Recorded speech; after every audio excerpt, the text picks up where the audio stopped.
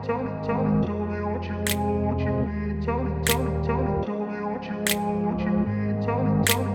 grew up in a place where they told you what to chase, told you how to run the race. Every move was on the page, but I didn't like their way.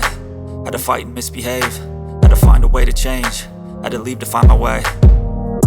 Caught up in a daydream, I beat my mind up there almost daily. It's how I pass time, no opinions safely. It's how I understand what I want in this place, see. Cause everybody wanna tell you bad things, what could go wrong, what fame brings. But success is a finicky thing, and if you ain't sure, no, it'll never be.